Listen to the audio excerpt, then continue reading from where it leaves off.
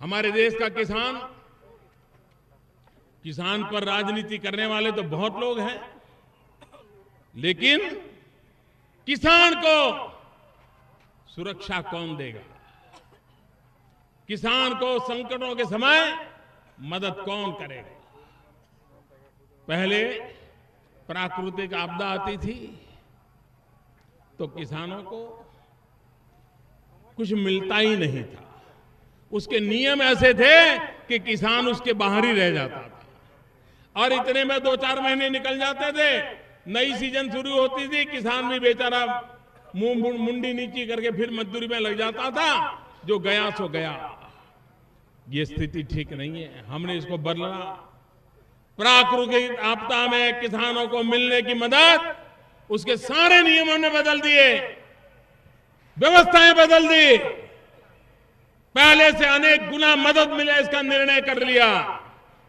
जमीन का दायरा भी छोटा स्वीकार कर लिया ताकि किसान के हितों की रक्षा हो। ये एक बहुत बड़ा काम आजादी के बाद पहली बार हमने किया।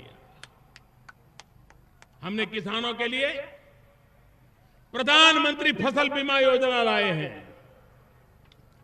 पहले फसल बीमा योजनाएं थी, लेकिन वो किसानों के लिए नहीं थी। वो बैंकों से जो लोन लेते थे, वो लोन डूब न जाए इतनी ही मात्रा में इंश्योरेंस बनता था।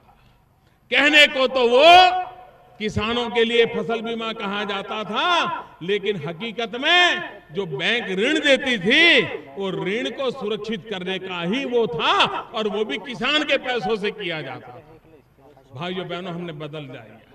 और इतना करने के बाद भी इतना बड़ा हिंदुस्तान, इतने सारे गांव, इतने सारे किसान, लेकिन 20% से ज्यादा किसान ये बीमा नहीं लेते थे, क्योंकि उनको पता था पैसे जाने वाले, कुछ आने वाला नहीं है।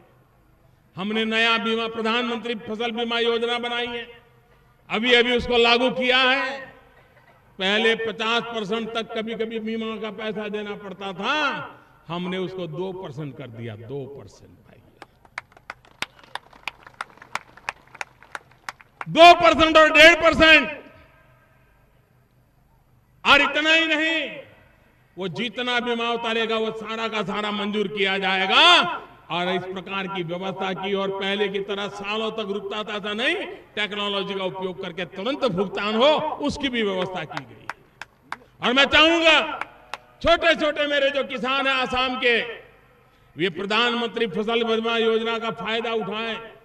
बहुत कम पैसा देना पड़ता है, लेकिन आपके जीवन में कोई प्राकृतिक आपदा आ गई तो आप उसको सुरक्षा पा सकते हैं। इतना ही नहीं, पहले तो फसल काटने के बाद खेत में फसल पड़ी हो और बारिश आ जाए तो बीमा नहीं मिलता था।